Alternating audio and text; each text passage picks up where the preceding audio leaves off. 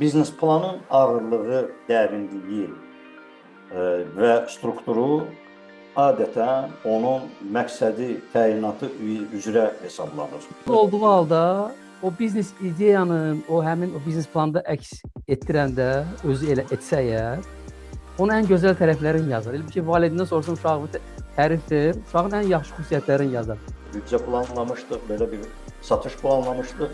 Biz ona nail olduq, yoxsa yox. Nail olmadıqsa, hansı risklərimiz oldu, onları biz nəzərə almamışdıq, hansı problemlər oldu, obyektiv, subyektiv səbəblər və ondan sonra digər illər üçün o biznes plan elə bir növ update olunur, yenilənir. 12 ay ərzində, ayda bir dəfə il ərzində audit edirik. İnanılsın ki, bizim bizneslərin əksəriyyəti tərəddüdlə yanaşır. Bununla o öz xərclərinə, gəlirlərinə, pul axımlarına nəzarət edə bilir, proqnozlaşdıra bilir. Əlbəttə ki, biznes plan panaceya deyil ki, bütün dərdlərimizi həll edəcək.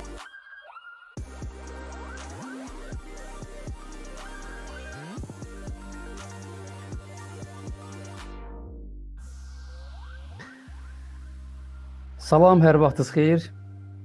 Sizi Prospect Cloud ERP-nin dəstəyi ilə Business Talks görüşlərində salamlayırıq. Həm söhbətim söz verdiyim kimi davamlı şəkildə bir seriya olaraq müxtəlif sahibkarlıq mövzusuna toxunaraq biz İlkin bəylə aparırıq. Biz artıq ilk görüşdə biznes ideya haqqında danışdıq geniş şəkildə. Mövzuları çalışarıq ki, biz silsiləvi şəkildə olmaqla yanaşı, həm də bir-birinə əlaqəli şəkildə sizə çatdıraq. Və bu günləri biz biznes plan və biznesə investisiyaların cəlbi barəsində danışmaq istərdik. İlkin müəllimin bu istiqamətdə geniş təcrübəsi var. Yeri gəlmişkən, nə ki ölkə daxilində, hətta xarici investorların cəlbi ilə bağlı İlkin müəllimin bu istiqamətdə zəngin təcrübəsi var. İnşallah İlkin müəllimə sualları verməklə o zəngin təcrübələri sizlər üçün deməli biz səsləndirəcəyik. İlkin müəllimin deməli sözləri ilə, fikirləri ilə biz inşallah bu günləri tanış olacağıq. İlk sualım da elə o olacaq İlkin müəllim. Axşamınız xeyir İlkin müəllim. Əvvəla.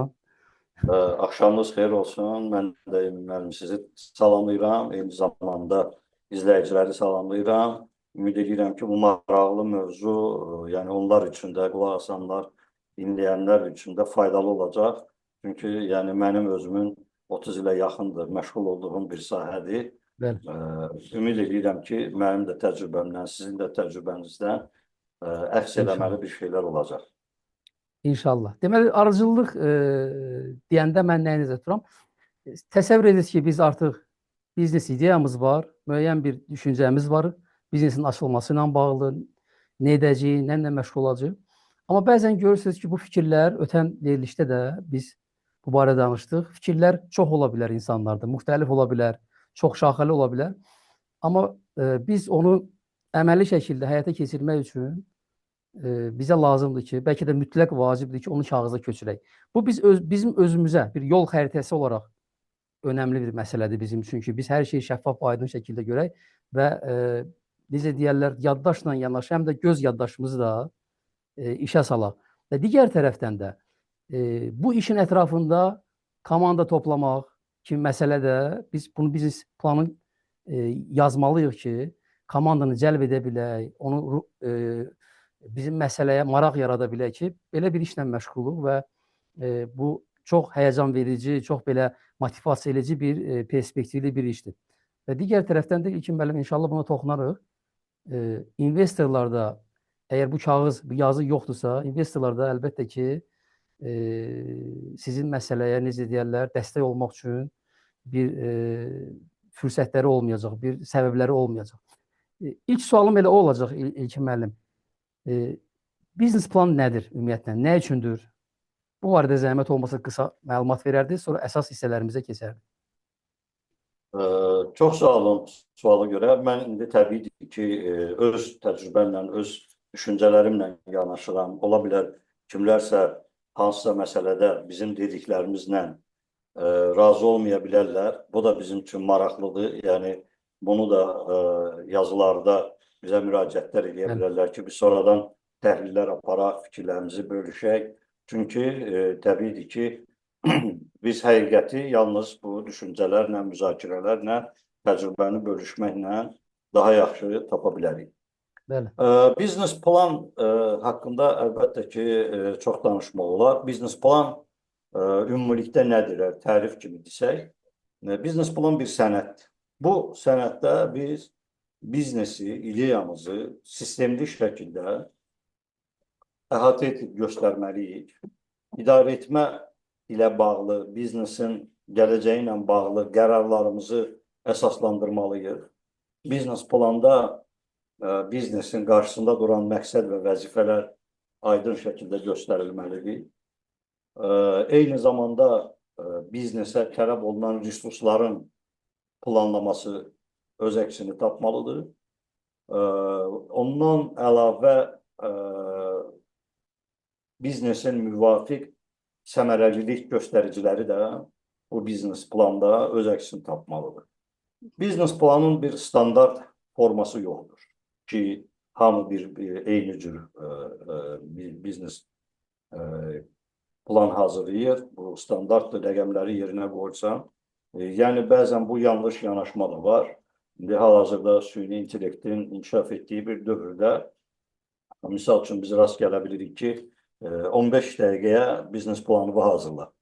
Yəni, ora 3-4 dənə suala cavab verəcəksən, sənin biznes planın hazır olacaq. Amma bir məsələ də var ki, hər bir biznesin mühiti, şəraiti, resursları, yanaşması, ideyası fərqlidir və bu şablon şəklində tətbiq oluna bilməz. Ona görə də hər bir biznesdə əlbəttə ki, o ümumi formalar, standartlar, istiqamətlər, suallar sizə hazırlıq üçün, düşünmək üçün əsas verə bilər. Ya özünüz oturub onları bir-bir cavablandırmalısınız, sonradan nəzərə alınmayan amilləri, faktorları bir daha götür-qoy eləməlisiniz. Ya da ki, bu işi daha yaxşı bilən, təcrübəli peşəkarlara müraciət eləməlisiniz ki, sizin ideyanızı biznes plana çevirsinlər. Yəni, bu bir, dediyim kimi, bir sənəddir. bəli, bəli. Ümumiyyətlə, sizin təcrübənizdə çoxlu biznes planlarının hazırlanması olub. Mən özüm də dəfələrlə şahidi olmuşam. Buradan biz izləyicilərə biznes planın strukturu ilə bağlı, ümumiyyətlə strukturu ilə bağlı hansı əsas bəndlər öz əksini tapmalıdır? Yəni, siz dediyinizdə sərbəst şəkildə olur, hər kəs istədiyini yaza bilir, amma hər halda sizin hazırladığınız və yoxsa sizin təsəvvür etdiyiniz və təklif etdiyiniz struktur hansıdır? Hansı daha məqbul sayırsınız? Zəhmət olmasa o struktur barəsində məlumat verərsiniz. Deməli, çox sağ olun, vacib sualdır. Mən bunu biraz, necə deyərlər, gələcəkdə bu mövzuya toxunacaqdım ki, struktura gəlib çıxacaqdır. Amma birinci nəzərə alınmalı məsələlər var ki, biz onlardan çıxış eləməliyik. Yəni, biznes planın ağırlığı, dərinliyi və strukturu adətən onun məqsədi, təyinatı üzrə hesablanır, nəzərə alınır. Bu mövcud biznesdirmi? Bu adam banka mı təqdim edəcək onu? Biznes plan hansı məqsədlə yazılır? Bəlkə adam öz işini planlaşdırmaq üçün yazır. Yəni, bunlardan asılı olaraq biznes planın strukturu, forması, dərinliyi və ağırlığı dəyişə bilər. Yəni, bu nöqteyi nəzərdən bu struktur haqqında biz ümumi standart yanaşmalar ki var, onlara gəlib toxunacağıq. Amma ilk mərhələdə biznes planla bağlı qeyd eləməliyik ki, nədir? Bu biznes plan, bu sənəddə nələr olmalıdır? Birincisi, investor üçün, yəni layihənin hətta təşəbbüskarı üçün, özü üçün, o da bir investordur. Və yaxud investor cəlb eləmək istəyir. İnvestor üçün onun faydalı olmasının, yəni biznesin faydalı olmasını təsdiq edən mülahizələr sistemidir. Yəni, bu ümumi yanaşmaları deyirəm. Eyni İspat zamanda, etməliyik. bəli, İspat etməliyik ki, biznes səmərlidir. Tamamilə doğrudur. Eyni zamanda biznes plan biznesin gələcək fəaliyyətinin proqnozlarının dayanıqlı olub olmadığının təhlil olunmasıdır. Yəni bu Yəni bir biznes balaca araşdırma da olmalıdır belə çıxır orada gələcəklə bağlı. bir mənalı sürətdə eyni zamanda biznes plan biznesin qarşılaşa biləcəyi riskləri təhlilini özündə əks etdirməlidir. Bəli. Və eyni zamanda da biznesin inkişaf perspektivlərini də təhlilini özündə əks etdirməlidir. Bəli. Bu ümumi toplu məlumatlar əsasında əlbəttə ki, struktur sonradan gəlir. Digər bir məsələ bu, siz bayaq qeyd elədiniz, biz də söhbətlərimiz belə deyək, ardıcıl gedir deyə sizinlə keçən dəfə danışdığımız biznes ideya mövzusundan çıxış edərək onu qeyd etmək istəyirəm ki, biznes ideyanın qiymətləndirilməsində biz dedik ki, mütləq bazar araşdırması olmalıdır. Bu və ya digər formada, yəni ola bilər dərin olsun araşdırma, ola bilər bazarın konjunkturundan, strukturundan, təşəbbüskarın bazardakı təcrübəsindən və digər amillərdən asılı olaraq, amma müəyyən məlumatlar toplanmalıdır. Çünki artıq sahibkar biznes plan mərhələsinə gəlib çatanda onun əlində hansı məlumatların olmadığını fərqinə varmağa başlayır. Yəni biz dəfələrlə onunla rastlaşırıq ki, adam biznes plan yazdırmaq istəyir, ideyası var və hesab edir ki, onun biznesi və bu ideyası gözəl bir biznes yaratmağa, dayanıqlı bir biznes yaratmağa qadirdir və o hər şeyi artıq düşünüb. Biz təbii ki, suallar toplumuzu hazırlayırıq və veririk adama ki, bu sualları cavablandırmaq lazımdır. Nə vaxt istəyirsiniz, müzakirə edək. Bəzən elə olur ki, sahibkardan ondan sonra səs çıxmır. Bəzən elə olur ki, sahibkar 1 ay, 2 ay ondan sonra o məlumatları toplamağa yenidən gedir. Yəni biznes plana ilə başlamadan. Və bəzən də elə olur ki, o məlumatları verir. Sonra biz biznes planda hesablayanda baxırıq, görürük ki, biznes heç gəlirli deyil. Çünki o bir çox amilləri heç nəzərə almamışdı bu ideyanı qiymətləndirərkən. Ona görə də yəni bu struktura gəlməmişdən əvvəl ən vacib olan bu məqamları mən istəyirdim ki, vurğulayaq. Amma struktur haqqında da danışarıq. Yəni buna qədər addım-addım getməyi mən hesab edirəm ki, daha maraqlı olar. Doğrudur. Bir yerə toxundunuz. Orada hətta mən biraz gülümsədim. Sahibkar bəzi məqamları deyir, nəzərə almayıb, orada düşünməyib və yaxudsa görməyib. Burada bir haşiyə deyim ki, yoldaşlar özlərini də görə bilsinlər, bizim kiçik orta biznes sahibləri. Biznes özü və ümumiyyətlə kökündən başlayanda biznes ideya sahibkarın bir övladı kimidir. Bir nəysə dünyaya gətirir, ərsəyə gətirmək istəyən bir varlıq kimi ona baxır. Və çox vaxtda görürsünüz ki, sahibkar öz ideyasına çox vurğun olur. Evet. Və valideyn öz uşağının, üzr istəyirəm, eyiblərini görmədiyi kimi tamamilə doğrudur. Və o vurğun olduğu halda o biznes ideyanın, həmin o biznes planda əks etdirəndə, özü elə etsə əgər, onun ən gözəl tərəflərini yazar. Elə bir ki, valideyndən sorsan uşağı tərif ver, uşağın ən yaxşı xüsusiyyətlərini yazar. Məhz buna görə də siz yaxşı vurğuladınız. Biznes ideyanı sahibkar əlbəttə ki, kağıza köçürə bilər. Bəli. Amma o tərif olmuş olacaq ya da ki, biraz qərəzli yanaşmış olacaq. Məhz buna görə də biz həmişə tövsiyə edirik ki, peşəkarlara müraciət edirik biznes planın yazılması və dəyərləndirmə. Onun ki, bu yazan neytral insandır. Onun heç bir burada qərəzi yoxdur, şəxsi maraqları yoxdur. O öz peşəkar biliklərini ortaya qoyaraq sizin biznes ideyanızı həm dəyərləndirir, həm də sizə lazım olan sualları verir. Bəlkə də o biznes, bilmirəm, bəlkə də sizin deməli təcrübənizdə olub bunlar. Siz biznes ideyanı dəqiqləşdirə, riskləri orada aça, sahibkar öz biznes ideyasını hətta imtina edir. Deyir ki, yox, lazım deyil. Görünür ki, mən belə təsəvvür etmirdim bunu. Yəni ki, sizin təcrübənizdə bunlar da olur. Tamamilə. Elə variantlar da olubdur. Və doğrudan da əslinə qalanda ondan başlayaq ki, biznes planının təyinatı əsasən 2 yerə bölmək olar. Xarici istifadə üçün biznes planı, bir də daxili istifadə üçün biznes planı. Bəli. Öz təcrübəmə əsasən deyim ki, bizə biznes plan üçün, yəni mənə, bizim şirkətə müraciət edənlərin 90%-dən yuxarı, bəlkə də 98%-i biznes planı xarici istifadə üçün hazırlatılır. Hı -hı. Yəni çox nadir hallarda olur ki, sahibkar özü üçün biznes plan hazırlatdırır. Öz ideyasının biznes planını hazırlatdırır. Xarici istifadə üçün də dediyim kimi bayaqları nədir bu? Tərəfdaş cəlb eləmək, sərmayədar cəlb eləmək, bankdan kredit götürmək, hansısa dövlət güzəştlərindən yararlanmaq və s. kimi. Amma daxili istifadə odur ki, mən öz biznesimi gələcək planını qururam və biznes plan mənim üçün bir belə deyək ki, alətdir. Mən bu alət vasitəsilə öz biznesimi doğrudan da qarşıma qoyduğum planları uyğun hərəkət edib etmədiyimi müəyyən etməyə çalışacağam. Bir növ auditdir. Tamamilə doğrudur. Yəni, baxın, siz çox gözəl bilirsiniz, sizlə dəfələrlə rastlaşmışım belə şeylərlə ki, biznes plan özü də hansısa qarşıya qoyulan bir planlardır, bir KPI-lardır, yəni bir səmərəlilik göstəriciləridir ki, mən bunu planlaşdırıram ki, əldə edeyim. Düzdürmü?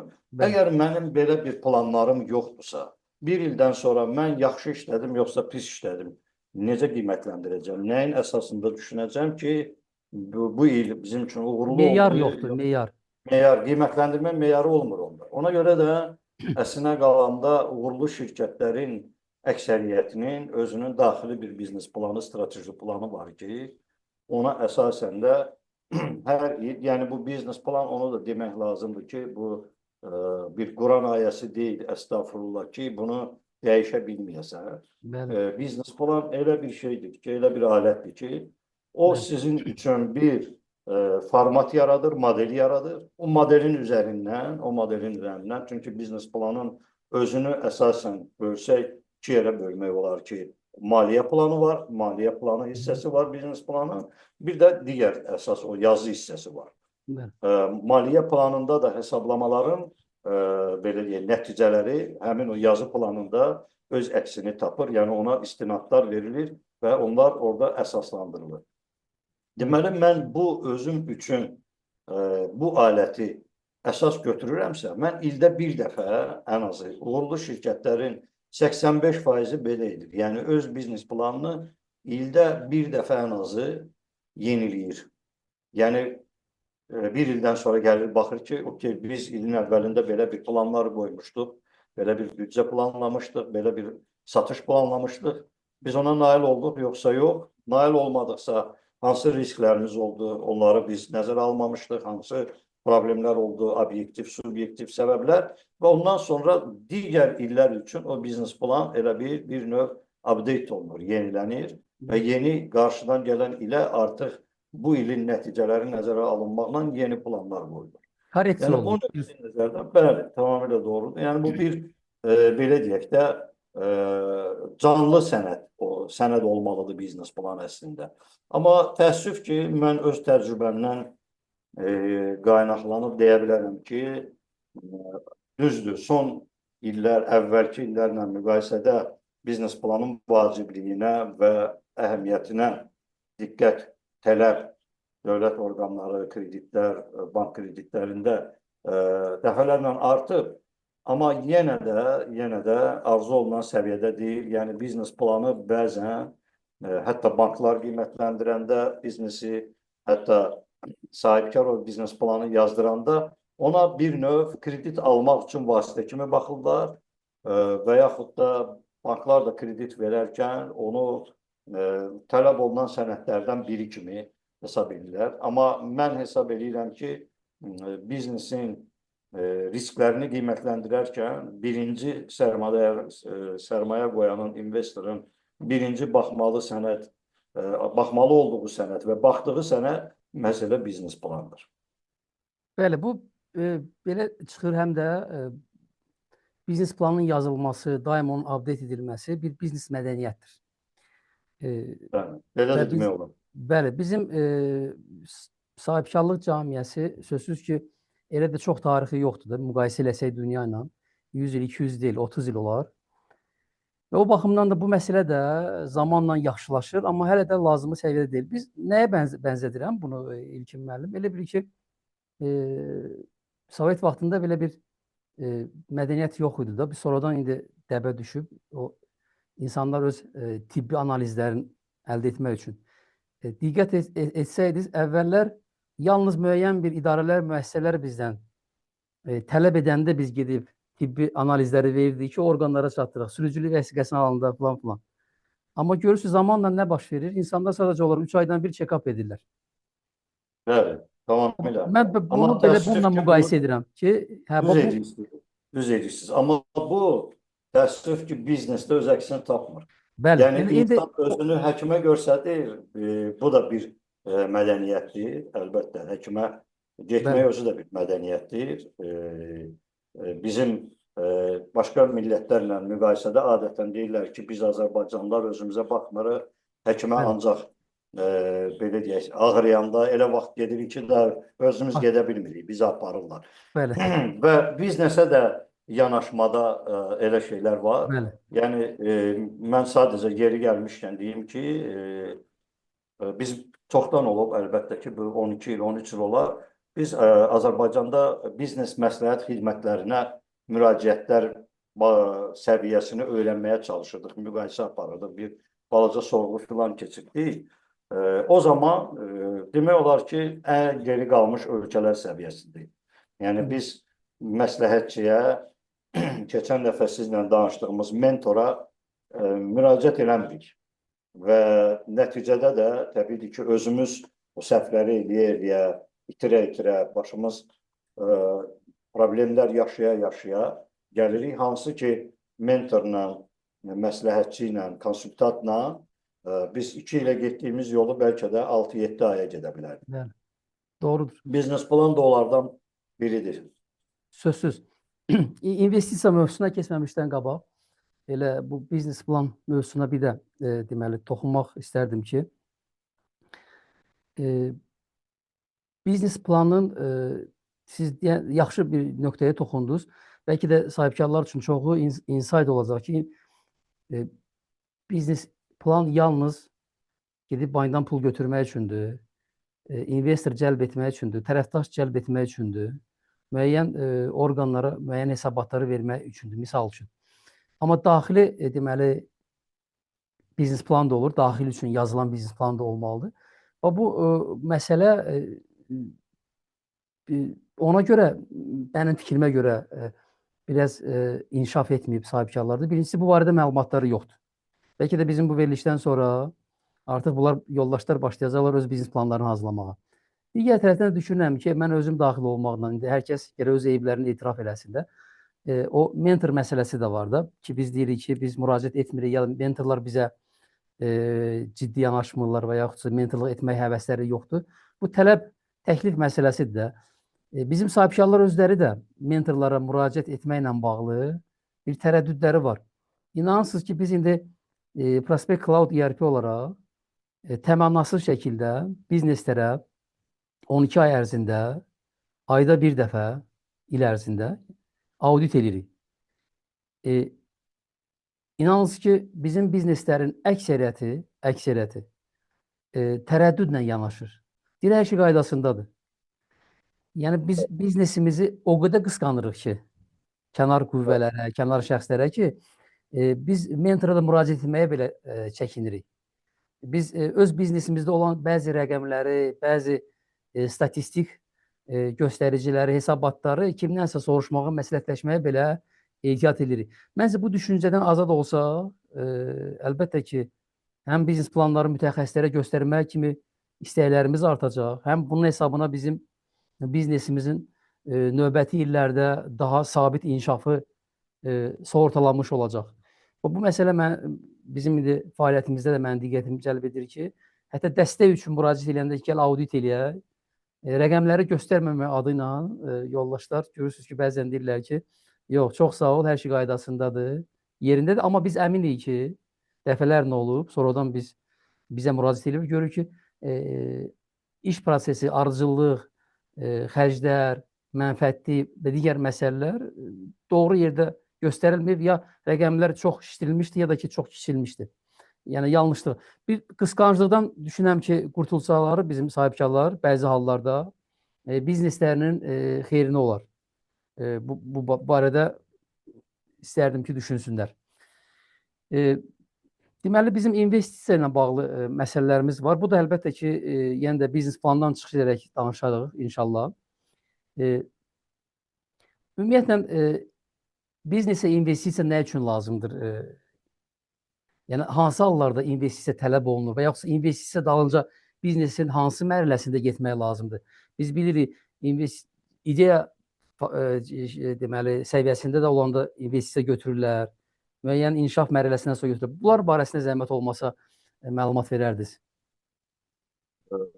Çox sağ olun. Mən sizin o bayaq qeyd elədiyiniz bir məsələni istəyərdim vurğulayaq və söhbətimizi davam edək. Mən təklif eləyərdim ki, gələn görüşlərinin birində də biz bu mentorluq, biznes məsləhət, ümumiyyətlə mütəxəssis istifadəsi məsələlərinə ayrıca bir vaxt ayıraq. Çünki çox maraqlı, hərtərəfli, dərin bir mövzudur və mən hesab edirəm həm sahibkarları, həm gələcək sahibkarları narahat edən bir məsələdir. O ki qaldı o sizin sualınıza. Deməli, biznes keçən dəfə də qeyd elədiyimiz kimi müəyyən bir mərhələlərdən keçməlidir. İnvestorlar əlbəttə bir yanaşma odur ki, biznesi sıfırdan investorun vəsaiti hesabına qaldırmaq ayağa. Buna startup layihələr deyilir və o dediyimiz kimi bu terminlərlə qeyd edirlər. Bu investorların bir bazarı olur. Onlar o layihələrini o bazara çıxardırlar. İnkişaf eləmiş ölkələrdə bu belədir və özlərini oradan investor axtarırlar. Azərbaycanda bunun işartıları olubdur, bir-iki təşəbbüslər olubdur, amma bunun bir bazarı belə deyək, şəffaf bir şəkildə, açıq şəkildə hamının müraciət edə biləcəyi və hamının tanış ola biləcəyi bir bazarı da yoxdur. İkinci məsələ bizim yenə də yanaşmamızdadır. Bəzən sahibkar özünün biznes ideyasını belə və yaxud biznes planını hazırlayarkən onu investora cəlb eləməkdə tərəddüd edir və yenə düşünür ki, birdən mənim ideyama uğrayarlar, mən bunu necə yazım burada, necə göstərim, elə onda nə oldu, özü gedər eləyər və s. Yəni, bu da bəzən o biznes plana olan münasibəti dəyişir, formalaşdırır. Amma biznes təbiidir ki, əlavə artıq biznes ayaqdadır, işləyir. Məsəl üçün, 1 ilini, 2 ilini işləyibdir və müəyyən mərhələyə çata bilir ki, onun böyümə potensialı var, amma böyümə üçün kifayət qədər maliyyə resursu yoxdur. Bu halda da investorlara müraciət eləmək ehtiyacı yarana bilir və eyni zamanda müxtəlif başqa səbəblər də ola bilir. Misal üçün, nəyə görə investora ehtiyacı var biznesdə? Əgər biznes yaxşı işləyirsə, neyinirsən sən investoru? Burada səbəblər ola bilər. Misal üçün, siyasi səbəblər ola bilər və yaxud da, belə deyək, texnoloji səbəblər ola bilər. Mən investor çağırıram xaricdən və istəyirəm ki, o texnologiyasını gətirib mənim istehsalımda qursun və mən effektivliyimi 2 dəfə artırım, həm də kapital qoyuluşumu artırım. Eyb yoxdur, mənim payım az olacaq, amma mən daha böyük biznesdə payçı olacağım deyə. Yəni, bu variant da ola bilir. Yəni, digər səbəblər də ola bilər, əlbəttə. Amma əsas məsələ odur ki, investorlar hansı bizneslərə sərmayə yatırırlar? Yəni, məncə bu daha vacib sualdır. Bəli, indi ona gələcək inşallah. Bəli, yəni biznes yetişmə mərhələsini, yəni mən artıq təşəbbüskarın tərəfindən deyirəm, kimə lazımdır biznes plan. Birinci qeyd elədi ki, biznes plan sahibkarın özünə lazımdır əslində. Bu onun bir işçi alətidir. Bununla o öz xərclərinə, gəlirlərinə, pul axınlarına nəzarət edə bilir, proqnozlaşdıra bilir. Əlbəttə ki, biznes plan panaceya deyil ki, bütün dərdlərimizi həll edəcək. Biz biznes planda belə yazdıqsa, həyatda da belə olacaq.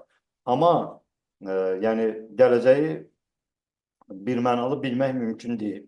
Proqnozlaşdırmaq mümkündür və o nə dərəcədə həyata keçəcək, yoxsa yox, o da bir sualdır. Amma biznes plan bu proqnozlaşdırma sizin qarşılaşa biləcəyiniz riskləri, yəni biznesin qarşılaşa biləcəyi riskləri yarı-bayarı azaltmağa imkan verir. Əla. Ən azı bəzi problemləri özümüz görə bilirik. Bir də biznes böyüməyə hazır olmalıdır ki, ona artıq yəni sərmayə cəlb eləməyə yetişməlidir. Bunun üçün də ayrıca uzun belə deyək, müzakirələr apara bilərik. Siz məndən də çox qarşılaşırsınız bu məsələlərlə. Amma o sadə dildə desək, belə deyək də, nəyə görə uşağı məktəbə 6-7 yaşından qoyurlar? Yəni bu gəlib əvvəl yetişməlidir ki, o məlumatları, o bilikləri ona belə deyək də həzm elətdirmək olsun və onun effekti olsun. Biznesdə yetişməyibsə, ona həzm eləyə bilməyəcəyi investisiyanı və yaxud kredit qoyuluşu olarsa, bəzən olur ki, həmin kredit həmin biznesi batırır. O hansısa bir formada gəlirlə işləyirdi, amma birdən-birə böyümə, yəni orqanik böyümə imkanı olmadığına görə qeyri-orqanik böyüməyə çalışır. Qeyri-orqanik böyüməyə də o institusional baxımından, biznesin idarə olması baxımından hazır olmadığı üçün o artıq mövcud biznesini də batırma təhlükəsi ilə qarşılaşa bilir. Ona görə sərmayə cəlb eləmək həmişə yaxşı iş deyil, belə deyək. Bəli. Deməli, mən sizin dediklərinizdən onu deməli götürdüm. Onu nəticə kimi çıxartmaq istəyirəm. Bizim dinləyicilər bir daha ona fokus olsunlar. Deməli, ilkin səviyyədə olur, ideya səviyyəsində olur, investisiya cəlbi. Əgər ideya var, heç bir resurs yoxdur və burada ən çox rus demişkən naqruska biznes plana düşür. Ona görə ki, heç bir şey yoxdur ortada. Nə varsa sizin kağızda var. O kağızın üzərində o qədər gözəl yazılmalıdır, o qədər şəffaf, aydın yazılmalıdır məsələlər ki, investor orada onu anlaya bilsin və ona güvənə bilsin. Və sonra ikinci cəlbedici məsələ oldu ki, biznes müəyyən bir səviyyəyə çatır, daha da böyütmək istəyirsiniz. Buna biz biznes dili ilə desək, miqyaslandırmaq istəyirik. Misal üçün, bir dükkan açmışıq, bir nöqtəyə, yaxşı işimiz gedir, ayda 1000 manat pul qazanırıq artıq. Xalis mənfəətimiz var. İdarə edə bilirik, artıq bütün prosesləri öyrənmişik, hardan malı gətirəcəyik, kimə satacağıq, bazar bəllidir. Onun əhatə dairəsi bəllidir ki, bu rayonda, mən bilim, 10 kilometr deməli, çevrədə bütün müştərilər mənə deməli, müraciət edirlər və bunu bir model olaraq biznes unit mən artıq bilirəm ki, bu mənfəətli gətirir. Növbəti mağazalarımı açmaq üçün mən özümə investor axtarıram. Əlbəttə ki, bu daha rahatdır bunu yazmaq. Artıq ortada nə isə var. İnandırmaq rahatdır və nümunə kimi göstərmək bir şey də var. Bir maraqlı məni cəlb edən və düşünürəm bizim kiçik orta biznes sahibləri üçün bu isə düşünmək üçün bir səbəbdir. Yaxşı bir yerə toxundunuz. Bəzən bir investorlara cəlb edirik. Nə ki, onunla biz pul vəsaiti axını təmin edək biznesimiz üçün, gücləndirək və yoxsa o miqyaslandırma baxımından, həm də çox maraqlı yerdir ki, onun təcrübəsini gətirək biznesə. Bax, bu mentorluqla biraz əlaqəli məsələdir. Yəni, burada biz peşəkar bir sahibkara müraciət edə bilərik, hansı ki, sərmayəsi var, həm onun pulunu cəlb edirik, həm də ki, onun bu 10 illərlə qurduğu bir biznesləri var, təcrübəsi var. O istər-istəməz sərmayəsini qorumaq üçün və inkişaf elətdirmək üçün tövsiyə də verəcək sənə. Çox uğurlu bir tandemdir və bizim sahibkarlar seçim edəndə bu yollarda da deməli, bu yollarda müraciət edə bilərlər. İnvestor tək pul kisəsi yox, həm də ki, bir təcrübə mənbəyi kimi də ona baxsalar, 2 qat udmuş olacaqlar bu məsələdə. Bəli, tamamilə doğrudur və investorların da, yəni burada belə deyək də, Onlar da müxtəlif ola bilər. İnstitusional investorlar ola bilər, fərdlər ola bilər, sadəcə imkanlı insanlar ola bilər. Ona görə də ümumilikdə hansı tələblər var biznes plana? Yəni strukturuna gəlməmişdən əvvəl yenə də biznes plan necə olmalıdır? Birincisi, deməli, biznes planda olan məlumatlar həqiqiliyi əks etdirməlidir. Həqiqəti Real, əks real vəziyyəti. real olmalıdır. Misal üçün, yenə öz təcrübəmdən deyirəm, bir sahibkarın məlumatlarını alıb bizim əməkdaşlar layihə hazırlayırlar. Onun verdiyi məlumatlarla hesablamalar aparırıq və görürük ki, layihə özünü ödəmir. Deyirik ki, müəllim, sizin axı gəlir yoxdur bu biznesdə. Əgər bunu bu qiymətə alacaqsınız, bu qiymətə satacaqsınızsa, bu real qiymətlərlə hesablamışıq. Yəni, bax, bu xərcləri siz nəzərə almamışdınız və bunları da biz daxil edəndə bu sabit xərclər, bu dəyişən xərclər gəlir bu qiymətə çıxır. Yəni, bu da o deməkdir ki, layihə özünü ödəmir və siz kredit ala bilməyəcəksiniz. Çünki nəinki krediti qaytaramayacaqsınız, biznesdə də ziyan edəcəksiniz, zərərə gedəcəksiniz. Gündəlik xərcləri qarşılaya bilməzsiniz.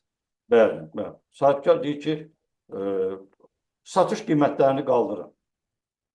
Deyirik ki, yaxşı, biz satış qiymətlərini qaldıraq, problem deyil. Amma siz burada özünüzü anlatmış olacaqsınız da birinci növbədə. Elə də elə deyil. Yəni, sabah problem yaşayanda, bəli, siz biznesinizi də problem yaşadırsınız. Ola bilər girov qoyursunuz. Ola bilər bankdan kredit götürürsünüz. Hələ faizə də düşürsünüz. Yəni, burada birinci növbədə özünüzü aldadırsınız. İkinci növbədə isə bu sərmayədar investor bu sadəcə olaraq sizin bu qiymətləri özü yoxlaya bilər. Bazar qiymətlərini yoxlamağa nə var ki? Bu satış qiyməti mən burada nə qədər yuxarı yazsam da, yəni bu belə deyək də, yalnız rəqəmdə göstərəcək. Amma reallıqda, həyatda siz bunu eləyə bilməyəcəksiniz. Yəni, biznes plan həqiqi məlumatları əks etdirməlidir. Etibarlı olmalıdır. Tələblərdən biri budur. Digər tələb investor üçün biznes planda nəyi görmək istəyir? Biznes plandakı məlumatlarda kifayətlilik. Yəni, biznes sahibkar, pul qoymaq istəyən investor, onun qərar qəbul etməsi üçün lazım olan bütün məlumatlar biznes planda olmalıdır. Yəni, onda sual qalmamalıdır. Tərəddüd üçün yer qalmamalıdır. Bəli, yəni ki, yox, bunu hesablamayıblar, mən birdən belə ola bilər. Bu niyə görə belə hesabı, hardan götürüblər bu rəqəmi? Yəni, bunlar hamısı bir-birinin ardınca o gələn suallardır ki, investorda sual yarandısa, hər investor o məsələyə isti baxmır da ki, gedim bunun axırına qədər çıxım, öyrənim. O sadəcə deyir ki, bu mənə maraqlı deyil və sanım keçir, o bir silahəyə baxır. Yəni, adətən belə deyil. Biznes planda məntiqə uyğunluq və ardıcıllıq olmalıdır. Yəni, belə deyək, ingilislər o da başqa bir tələbdir. User-friendly olmalıdır və məntiqə ardıcıllıq o deməkdir ki, mənim əvvəldə layihədə əks etdirdiyim tezislər bir-birinə zidd olmamalıdır sonraki mərhələdəki tezislərinə. Buradakı qiymətlər hesablamadakı qiymətlərlə fərqli olmamalıdır və s. Yəni, məntiqə uyğun və ardıcıllıq. Bu, investorların tələblərindən biridir, görmək istədiklərindən biridir, bəli. Eyni zamanda biznesin nəyə görə hesab edirik ki, uğurlu olacaq bu biznes, bu ideya, bu biznes plan bunu göstərməlidir ki, həmin biznes planda əks olunan arqumentlər inandırıcı olmalıdır. Yəni, biz bunu təsdiq edən arqumentlər göstərməliyik. Yəni, ən yaxşı arqumentlər də təbii ki, faktlardır. Nəyin əsasında biz deyirik ki, mən bunu belə eləyəcəm, mən bunu satacam.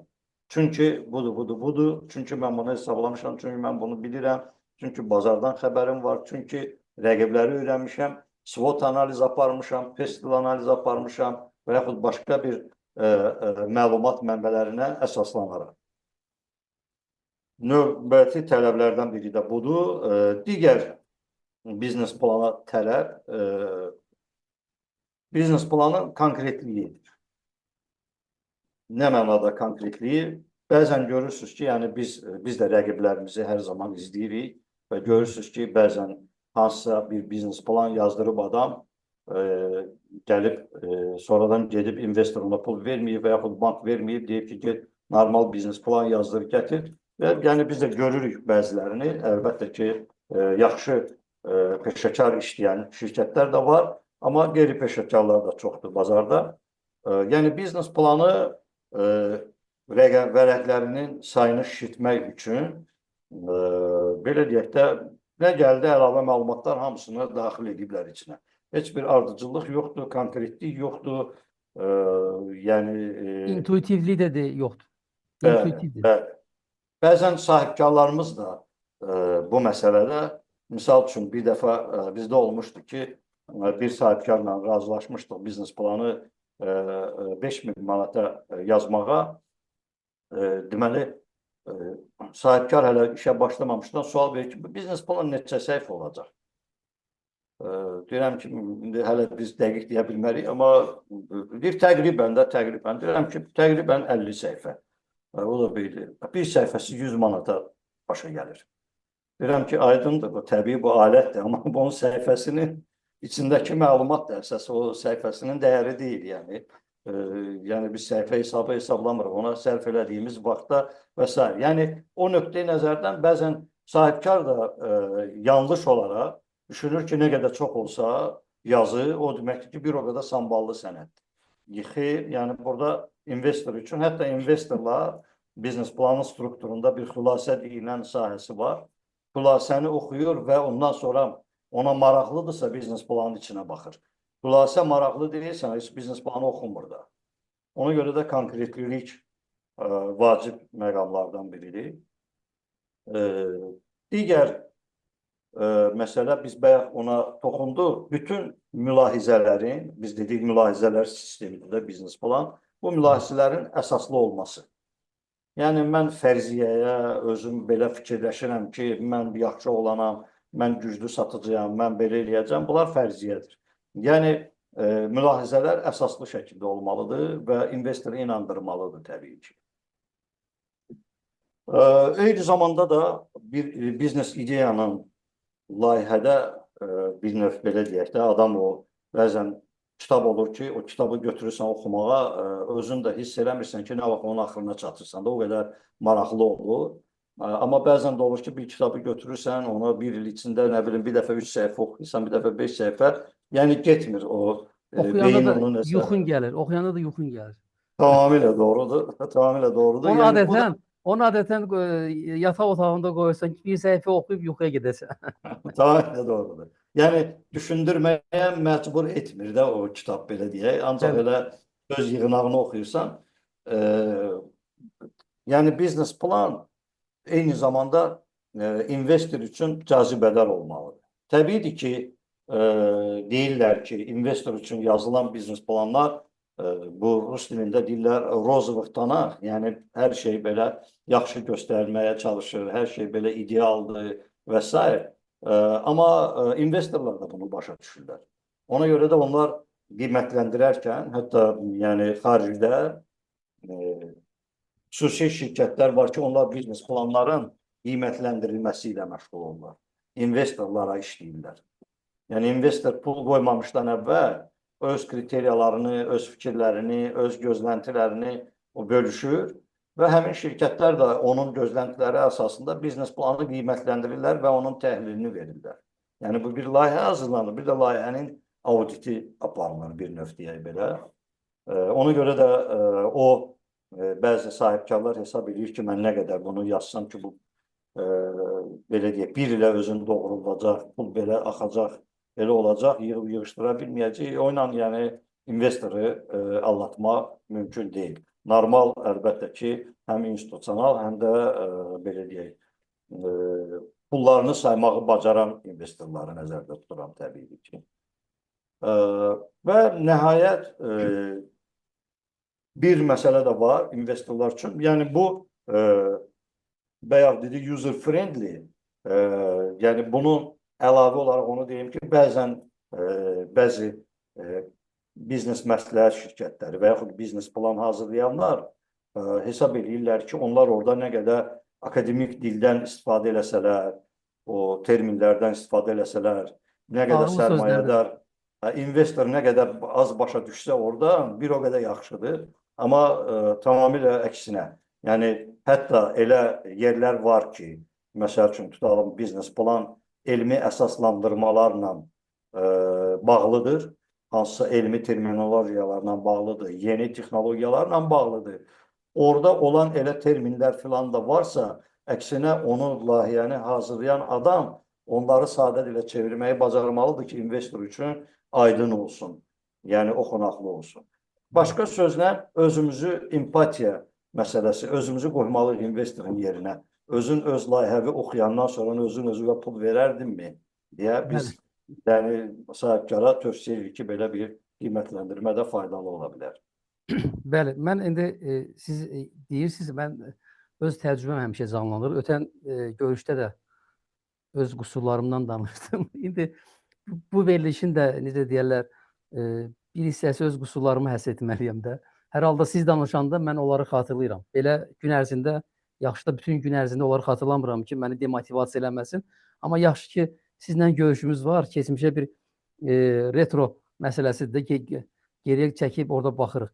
Deməli, gənc sahibkarlara və kiçik orta biznes sahiblərinə də buradan elə bir örnək olar ki, doğrudan da olduqca çətindir biznes planının hazırlanması. Çox mürəkkəb məsələdir və siz dediyiniz, o sadaladığınız məsələlər ki var, onlar hər biri öz yerini tapmasa, istənilən bir möhtəşəm belə ideya belə investor üçün cəlb edici görünmür. Mənim yadıma gəlir, mən hətta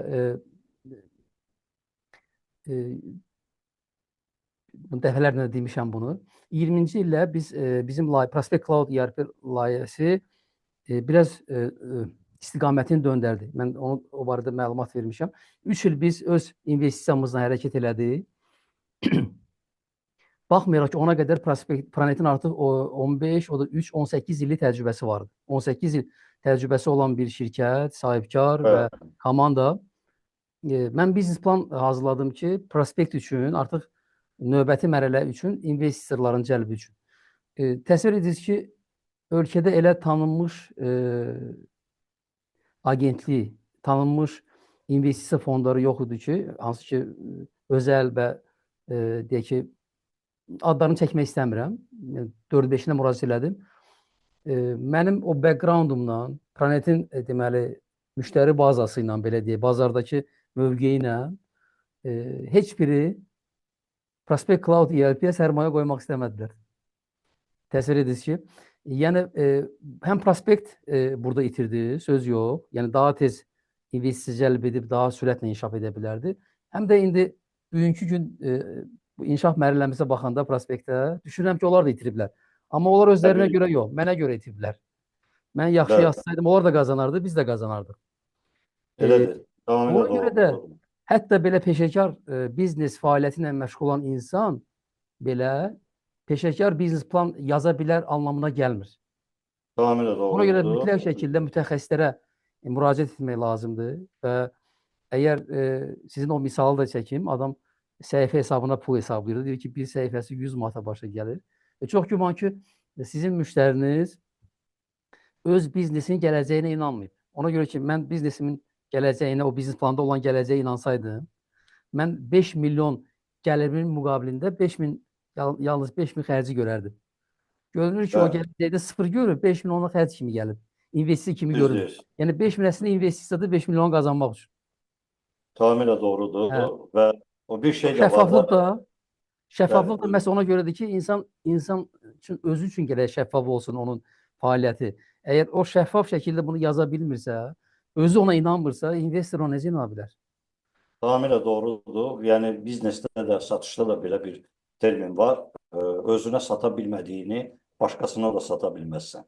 Ona görə yəni satıcı əvvəl o məhsulu özünə sata bilməlidir ki, onu sonra müştəriyə də rahat təqdim eləsin.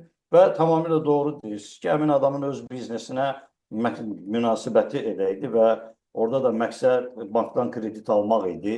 və heç biznesdə ola bilər, başqa bir biznesə nəyə xərcləyəcəkdi də bilmirəm. Yəni belə müştərilərlə də təəssüf ki, rastlaşırıq. Və eyni zamanda biznes plan mənim üçün biznesin və biz sahibkarın, həmin müraciət edən müştərinin bir növ məhək daşıdır. Çünki biz elə sahibkar olur ki, ona biznes planı hazırlaması üçün sualları verirsən, adam o qədər ətraflı məlumatlar göndərir ki, sənin ona artıq sualın qalmır. Sən özün artıq bunun əsasında layihəni işləyə bilirsən. Amma elə biznes sahibkar da olur ki, biznes planı suallarını göndərirsən, yarısına ala yarımçıq cavab verir. O da hansına qeydiyyatdan haçan keçib, şəhadətnamə göndərir. İdeya ilə bağlı soruşsa neçə alacaqsan, avadanlıq neçə olacaq, icarə pulu nə qədər verəcəksən. Havadan rəqəmlər deyir, satış qiymətində və axırda bezəndə deyir ki, siz özünüz bir şey yazın da, siz məndən yaxşı bilirsiniz. Bəli, Və təşəkkür olsun. təbiidir, həmin adama başa salmağa çalışıram ki, əzizim, mən ola bilər biznes plan yazmağı səndən yaxşı bilirəm, amma sənin beynində ideyan nədən ibarətdir? Bəli. Və nə etmək istəyirsən, necə etmək istəyirsən, nə qədər torpaq götürəcəksən, sənin nəyin vardır, nəyin yoxdur, hansı təcrübən var, hansı komandan var, bunları mən özümdən necə yazım əzizim? Yəni, belə müştərilər də olur təbii ki, amma o məhək daşında bizə də əlverişlidir ki, biz normal bizneslərlə işləyək. Çünki təəssüf ki, biznes plana dəyər aşağı olduğuna görə, biznes plana verilən dəyər ümumiyyətlə bazarda aşağı olduğuna görə, misal üçün mən olub ki, adam deyirəm ki, yaxşı, gətirmirsən bu biznes planı, apardın, yazdırdın, indi bank səni geri qaytarıb ki, get buna uyğun yaz, filan, nə bilim, fondun tələblərinə uyğun yaz. Sən orada vaxt da itirdin, pul da itirdin, amma özün üçün bir təcrübə qazandın ki, bu biznes planda da sənə vacib olan məsələlərdir. Və qiymət baxımından da biznes plana verilən dəyər də, qiymət də aşağıdır. Sizcə, yəni, məsəl üçün, hər tərəfli bir biznes planın dəyəri nə qədər olmalıdır? Qiyməti nə qədər olmalıdır Azərbaycanda? Bu da mən hesab edirəm ki, sahibkarlar üçün maraqlı sualdır. Və siz də sahibkarsınız. Sizin fikrinizcə necə olar onun qiyməti? Bəli, mütləq qeyd ediniz, amma mən sizə buradan bir rus demişkən paskaska eləyim. Sizin biznesinizin gələcəkdə son yox, növbəti 5 ildə qazandığı pulu 10 yerə bölsəz, məncə biznes planı o qiymətə yaza bilərsiniz. O da təqribən 100 min eləyər. Məncə 100 min yaxşı rəqəmdir. O 5 min çox ucuz yazmısınız İlkin bəy, çox ucuz yazmısınız. Ona görə də sual yaranır. Bağ olsaydı sual olmazdı. O, mən dediyim də bayaq əvvəldə qeyd elədim ki, təyinatına görə biznes planın dərinliyi, növləri var. İnvestoruna görə, tələblərə görə, fonda görə. Təbiidir ki, standart tələblərlə, standart formalar var. Bəzən fond deyir ki, mənə bu rəqəmlər lazımdır. Mənə əlavə artıq heç nə yazmayan. O, təbiidir ki, standartdır və onu artıq bizim belə deyək də, orta menecerlər də onun öhdəsindən gəlirlər. Amma bir də var ki, o real biznes plan, yəni biz belə deyək də 3000-ə də biznes plan yazmışıq. 33 minə də yazmışıq. Bəli. Və təbii ki, onlar... Sahibkarın bu məsələyə qatılması olduqca vacib məsələdir. Bu ciddi məsələyə sahibkar mütləq qatılmalıdır. Siz orada qeyd etdiniz ki, nə istəyirsiniz yazınız. Bəzən görürsünüz ki, heç özü iştirak etmir. Bir xanımı göndərir, bir mühasibi göndərir, bir müəyyən məlumatları işləri görən, o kəs sizə kömək eləyəcək. Yəni o da iki sualdan bir elə həmin müəllimi narahat edir ki, burada belə bir sual var, nə yazıb? Yəni məsələyə ciddi yanaşmaq buradadır. Bəs bunu hər anda biz müşahidə edirik. Bayaq danışdığımız bu biznesdə olan bir mədəniyyət məsələsidir. Biz nəyi birinci, nəyi ikinci, nəyi vacib, nəyi qeyri-vacib, bunları ayıra bilmirik. Biraz çətinlik çəkirik. Bəzən prioritetləri düz seçə bilmirik. Halbuki bu demək olar ki, növbəti illərin inkişafı üçün, növbəti dövr üçün ən vacib. Yəni gələcəyin təməlidir də. Buna sən özün birbaşa iştirak etməlisən. Biz hətta Prospect Cloud ERP-nin təlimlərində də bəzən bunlara rast gəlirik. Siz də indi sizin iki şirkət bizim layihədən istifadə edir. İndi görmürsünüz. Biz həmişə tələb edirik, bizim komanda tələb edir ki, hesabatlıq hissəsində və yoxsa təlimin ilk günündə sahibkar özü iştirak eləsin. Öz vizyonu desin, öz baxışını desin, öz istəklərini desin. Mən bunu həvalə etmişəm iki yoldaşa, onlara keçsiz təlimi, onlara öyrədiz deyə yanaşan sahibkarlar var. Və əlbəttə ki, yoldaşlar təcrübəli olsa, deyərəm, dərdin yarısıdır da. Sən demə, bu iki nəfər həvalə olunan yoldaş ki, bu işə, təlim, hansı ki, biz onlara keçməliyik, onlar özləri bir ay bundan qabaq işə düzəliblər. Nə Tamamilə proseslərdən doğrudur. xəbərləri var, nə Evet. axınlardan xəbərləri var, nə şirkətin missiyasından, nə onun vizyonundan xəbəri var, nə sahibkarın gələcək planlarından xəbəri var. Yəni, sahibkar bəzi məsələləri görürsünüz ki, hansı ki, şəffaflıqla bağlıdır, hansı ki, tələb edir diqqət, fokus və onun birbaşa müdaxiləsi, o məsələlərdən kənar qalır və sözsüz ki, itirir. Sözsüz ki, itirir. Tamamilə doğrudur. Bir məqam da var. Emin müəllim, siz çox tez-tez rastlaşırsınız bu ilə. Bəzən biz sahibkara məsləhət xidmətləri göstərəndə, hansısa bir məsələdə, bax, tutalım, misallardan birini çəkib öz şəxsi təcrübəmdən. Biz bir idarəetmə proqramının tətbiqi ilə bağlı müştərilərə müraciət edirik. Bu necə bir idarəetmə proqramıdır? Amerikanın proqramıdır. Burada böyük, orta və böyük bizneslər üçün bütün göstəriciləri bir dashboardda görmək imkanı verir. Bunda indiki ERP-lərin çoxunda da var. Sizin ERP bu mənada hesab edirəm ki, ən ideal variantlardan biridir. Təbiidir ki, hər bir məhsul təkmilləşir və bu məhsul da təkmilləşməkdə davam edir. Əsas məsələ odur, zamanla ayaqlaşmaq. Və eyni zamanda da bu proqramda nə imkanlar var? Uçot sistemindəki olan bütün məlumatları, onları əsaslanaraq, birincisi özün modellər qura bilirsən həmin sistemdə. Eyni zamanda da what if analiz deyilən analizlər aparmaq olur. Yəni ki, mənim satışlarım 15% aşağı düşərsə nə olacaq? Mənim maya dəyərim 8% qalxarsa nə olacaq? Bazar nə bilim kiçilərsə nə olacaq? Və sair kimi what if analizlər aparmaq elə bir equalizer düyməsini tərpətmək kimi asan bir formada başa gəlir. Biz bunu təqdim edərkən, amma təbiidir ki, bu nə vaxt ola bilir? Nə vaxt ki, sənin gələn ilə planların var artıq. Maliyyə planın var, sənin büdcən var. Sən bilirsən ki, bu ilin axırına nələr eləyəcəksən, nə xərcləyəcəksən, nə qazanacaqsan. Büdcə planlaşması var. Və təəssüflər olsun ki, müraciət elədiyimiz orta iri şirkətlərin böyük əksəriyyətində gələn ilin büdcəsi yoxdur. Bizim kənardan çox gözəl idarə olunan bir böyük şirkət hesab elədiyimiz şirkətdə baxıb görürəm ki, deməli, konsolidə olunmuş, cəmlənmiş balansı və biznesin nəticələrini bunlar mühasibat ucbatından may ayında əldə edirlər. Deyirəm ki, əzizim, siz mayda bunu əldə elədinizsə, bundan sonra ilin qalan hissəsini necə planlaşdıracaqsınız?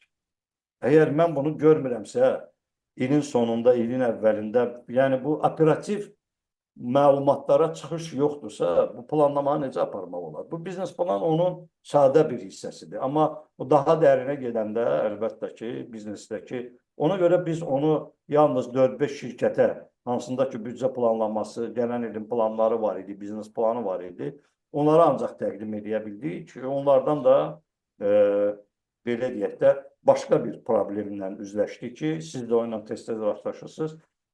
Bu proqramı onda gərək komandanın üzvləri öyrənsin. O gərək biz onda bunun içinə girək, biz də baxaq nədir. Bilirəm, əzizim, hesab edin ki, sizə yeni bir icad olunmuş maşın veriblər. Siz onu sürməyə öyrənmək istəmirsiniz, amma sürmək istəyirsiniz. Əvvəl gərək öyrənəsən ki, mən bu alətdən necə istifadə edəcəm. Ondan sonra o sənin karına yarayacaq da, belə deyək. Elə bilin ki, mən ERP proqramından istifadə eləmək istəyirəm, amma təlim proqramlarına qoşulmaq istəmirəm. Onda necə istifadə edəcəm? Yəni, bu məqamlar da var. O, bəzən tənbəllik, bəzən o, təbiidir ki, ola bilir, tək rəhbərdə olmur, komanda içində müqavimət və s. Bununla da rastlaşırlar. Biznes planda da siz deyən hallara rast gəlirik ki, sahibkar özü məşğul olmaq istəmir, vaxt sərf eləmək istəmir. O da bilirsiniz, həmin o şablon biznes planlara olur. Yəni artıq yəni yalnız kredit almağa xidmət edir. Halbuki ora sərf olunan onsuz da sərmayə verir, pul verirsən də bunu da yazdırmağa. Düzdürmü? Vaxt sərf edirsən müəyyən dərəcədə. Bunu daha kamil, mükəmməl eləyib özün üçün bir işçi alət əldə edə bilərdin. Hansını ki, sonradan artıq öyrənmirsən deyə özün onu hər il yeniləyə bilirsən. Sənin üçün artıq öz modelin aydındır. Sən bilirsən ki, hansı rəqəmləri dəyişməlisən, hansı rəqəmləri yerinə qoymalısan. Amma təəssüf ki, bu elə bir sənəd kimi yazılır, kredit ya alınır, ya alınmır, sonra atılır bir kənara və salam. Bəli, tamamilə doğrudur. Tamamilə doğrudur. Bu bizim sahibkarlarda tez-tez rast gələn deməli haldır. Amma düşünürəm ki, zamanla bunlar yaşlılığa tərəf gedər və bizim bu elə görüşlər də bu məsələyə xidmət edir düşünürəm. Biz də burada bir töhfə vermiş oluruq ki, o business mind deyirlər də, o dəyişiləcək bəzi sahibkarlarda inşallah. Zəmanət tələb edir, rəqabət tələb edir. Bəli. Bizim görüşümüz sona yaxınlaşır. Mən bir neçə sual da var. İndi onları da istəyirəm səsləndirək və sizdən onlara cavab eşidək. Ümumiyyətlə biznes plan hazırlanıb və ümumiyyətlə bütün məlumatlar qeyd olunub. Mənim ideyamla bağlı, biznesimlə bağlı, bütün siz deyən kimi intuitiv şəkildə hətta belə qeyd olunub. Bir-birinə ziddiyyət təşkil etməyən rəqəmlər də orada öz əksini tapıb. Adətən sahibkarlar düşünürlər ki, bununla məsələ bitdi də. Mən bu kağızı aparsam, necə ki mən 20-ci ildə, 5 il bundan qabaq, çox rahatlıqla belə atırdım stolun üstünə, dedim ki, mənə pul verirsiniz, gör nə gözəl bir iş görürəm. Amma nəticəsi 0, alınmadı. Adətən investorlar hansı səbəblərə görə, yəni o sənəddə və ya o yanaşmada, ya o biznes modeldə, ya o biznes ideyada hansı məsələlərə diqqət edib və yox deyirlər. Yəni yox deməyin, o reject deyirlər. Rejectin səbəbləri adətən hansılar olur? Onlar barədə biraz məlumat versəz, düşünən maraqlı olar. Əslində o biz bayaq dolayısıyla məsələyə toxunduq.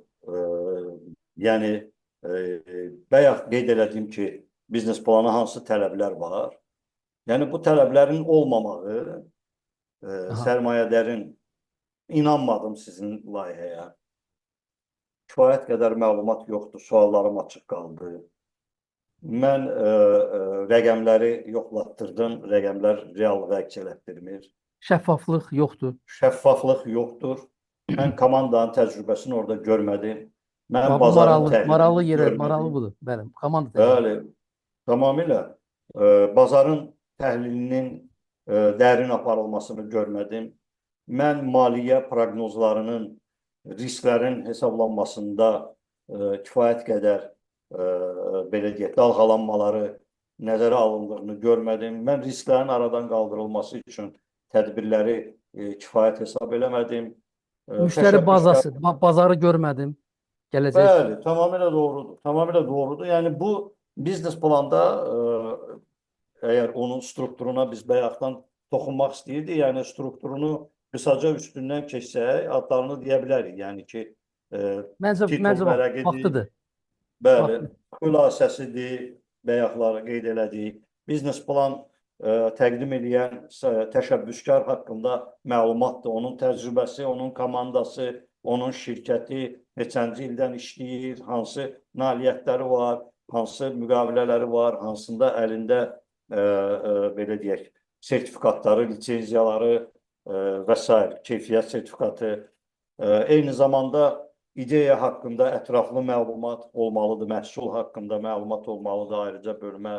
Onun unikal tərəfləri göstərilməlidir. Unique trade proposition dediyimiz unikal ticarət təklifi nədir?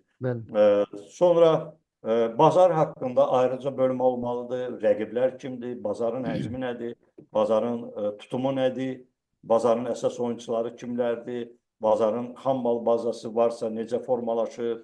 Bazarın riskləri nədən ibarətdir? Strukturu necə qurulub? Konjunkturu necədir? Göstərilməlidir. Hətta onun marketinq strategiyasında müxtəlif təhlillər, yanaşmalar Misal üçün bəzi fondlar tələb edir, Porterin 5 qüvvəsi, SWOT təhlil, PESTEL təhlil və yaxud digər təhlillər, bunlar öz əksini göstərməlidir ki, bu bazarda vəziyyət necədir?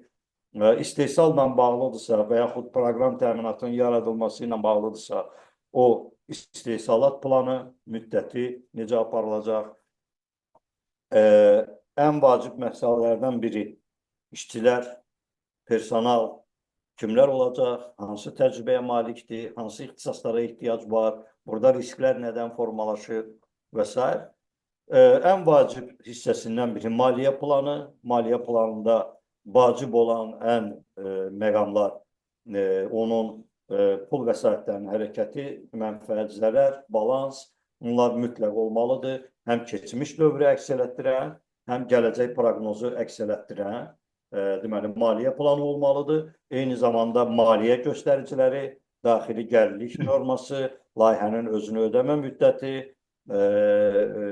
və digər göstəricilər, yəni 9-a qədər maliyyə göstəriciləri var ki, bunlar tətbiq oluna bilər. Bu və ya digər fondlar bunu tələb edirlər.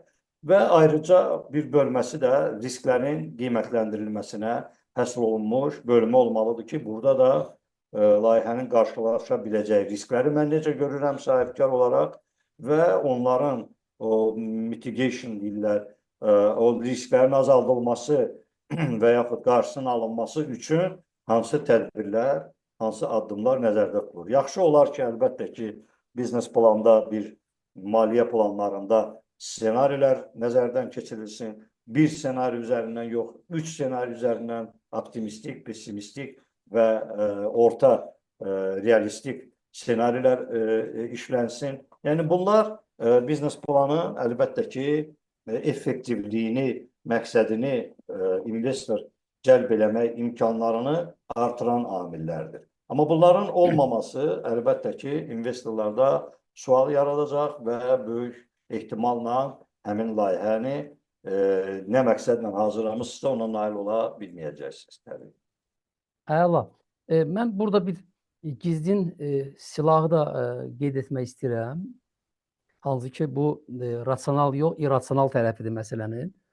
Bütün bu gözəl yazılar, rəqəmlər, şəffaflıqla yanaşı sahibkar nitq qabiliyyəti, danışıq qabiliyyəti, məntiqli danışığı olması həm də bir əlavə bir ekstra silahdır, bir bonusdur burada. Öz yazdığı və yaxudsa mütəxəssislərə yazdırdığı o biznes planı necə, o notları necə ifadə edər orada?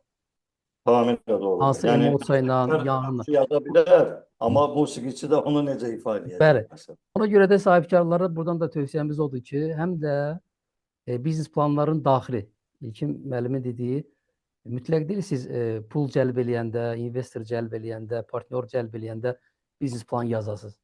Siz ən azından özünüz üçün biznes planı yazmağı cəhd göstərirsiniz. Yaxşı olar ki, ildə bir dəfə. Və özünüz onu oxuyub, özünüz özünüzə, öz komandamıza onu ifa edirsiniz, onu çatdırırsınız, onu bəyan edirsiniz. Görürsünüz, sizdə o nitqdə o od, yanğın, o emosiya, o hərarət varmı? Ona görə ki, məhz bu amil də investorları cəlb edir. Yeri gəlmişkən sizin bütün o dediklərinizi deməli təhlil edirəm və məndə bir statistika var. Deməli, məhz o danışmaq qabiliyyəti olmayan halda 35 halda, yəni danışa bilməməyə görə investorlar imtina edirlər. Komanda məsələsinə toxundunuz, olduqca önəmli bir məsələdir. Komandanın deməli olmaması, ya zəif olmaması, ya da ki kompetent olmaması 60% rejektlərə səbəb olur. Və ən vacib rejektlər də hansı ki investorlar imtina edirlər biznes planlara, biznes ideyalara və yaxudsa hazır biznesə sərmayə qoymaqda. Siz qeyd etdiyiniz maliyyə şəffaflığı 80%. İlkin müəllim, statistika 80%. Tamamilə doğrudur. Və doğrudan da bu məntiqlidir ki, ona görə ki, mən sərmayə qoymuşam, mənə oradan deməli müəyyən bir dividendlər, bir gəlir əldə etməliyəm də. Yəni pulu mən itirməyə qoymamışam ki. Və sizin maliyyə göstəriciləriniz o qədər şəffaf olmalıdır ki, investor onu rahat oxumalıdır. və həm də bu risk məsələsidir. Riskləri aradan qaldıran məsələdir ki, mən şəffaf şəkildə görəm. Bax, belə bir statistika var. 35% sizin fikrinizi çatdırmaqdır. 60% komanda deməli komandanın kompetensiyasıdır, təcrübəsidir və 80% də hallarda yox deyirlər, əgər sizin biznes planınızda maliyyə şəffaflığı təmin olunmamışdır. Ona görə Anladım. yoldaşlarım, bütün bunları nəzərə almaqla mən düşünürəm ki, bizim görüşdən siz belə bir insight götürə bilərsiniz ki, biznes plan çox vacib məsələdir. Biznes plan daxili və xarici olur. Xarici bəllidir ki, biznesin inkişafı üçündür. Yeni filialları miqyaslandırmaq üçün bir alətdir və yoxsa sıfırdan qurursunuzsa resursların cəlb olunması ilə bağlı məsələdir və yoxsa çox yaxşı bir insight vardı orada ki, həm investor, həm də ki, onun təcrübəsini cəlb etmək üçün istəyirsiniz texnoloji baxımdan, yeni segmentə keçid baxımdan. Evet. Mürəkkəb məsələdir. Sahibkarlar özləri bu prosesdə mütləq şəkildə iştirak etməlidirlər. Ondan sonra onu kiməsə həvalə edə bilərlər. Siz öz yazdıqlarınızı və yaxudsa mütəxəssislərə yazdırdığınız bu biznes planı gözəl şəkildə təqdim etməyi bacarmalısınız və buna çox ciddi şəkildə hazırlaşmalısınız. Ola bilər kiminsə niyətində qüsur olsun, amma bir həftənin ərzində ona yaxşı-yaxşı hazırlaşmaq olar. Yəni bu məsələ çox ciddidir ki, buna necə ki biz imtahana hazırlaşırıq, necə ki müəyyən bir çıxışlara hazırlaşırıq, buna hazırlaşmağa dəyər.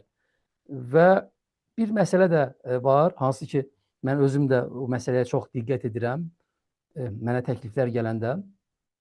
Bu da keçmiş təcrübədir. Buna Evet. track deyirlər, səhv etmirəmsə. Keçmişdə əgər sizin bu istiqamətdə uğurlu bir nəticəniz varsa, investor əlbəttə ki, yaxşı buna baxır və siz artıq bir nöqtədə uğur qazanmısınızsa, bir fəaliyyətdə uğur qazanmısınızsa, sizdə deməli liderlik xüsusiyyəti var, qələbə qazanmaq əzmkarlığı var. Sizdə qələbə duyumu, gol duyumu deyirlər futbolistdə. Bəli, bəli. Siz gol vura bilirsiniz artıq. Hı Yəni hı. bu məsələ də çox önəmlidir ki, investorlar bu məsələyə də çox diqqət edirlər. Sizin təcrübəniz sizə çox keçmiş uğurlarınız sizə çox kömək edəcək ki, yeni investisiya cəlb etmək üçün. Amma bu tək bir məsələ ilə bitmir. Biznes plan və ona cəlb olunacaq investisiyalar səbəb-nəticə kompleksidir.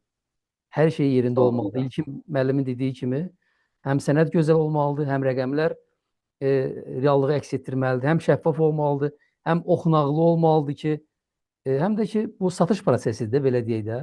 Satışda da ən vacib məsələ ilkin müəllim nədir? Etirazlarla iş. Yəni sənin kağıza baxanda orada yeni bir etirazlar və yoxsa gizlin bir etirazlar olmamalıdır. Elə olmalıdır ki, bütün suallar öz cavabını tapmalıdır düşünürəm. Tamamilə doğru qeyd elədiniz. Mən Biz, buyurun, siz fikrinizi çatdırın. Sonra mən yekunlaşdırmaq istəyirəm. Siz deyirsiniz, inşallah yekunlaşdıracaq.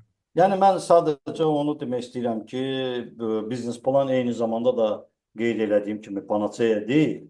Ola bilər ki, yaxşı biznes plan hazırlansın, amma bu demək deyil ki, biznes mütləq uğurlu olacaq və bunun icrası, idarə etməsi çox vacib məsələdir. Mən özüm də, siz də qeyd elədiniz, mən də dəfələrlə belə deyək də, müəyyən layihələrdə yaxşı biznes plan hazırlamışıq, amma işin icrasında elə risklərlə rastlaşmışıq ki, biz heç onları əvvəlcədən heç düşünməmişdik də ki, belə də ola bilərmiş. Yəni həyatdır bu. Amma yenə də qeyd edeyim ki, belə deyək də, siz bayaq təcrübə dediniz.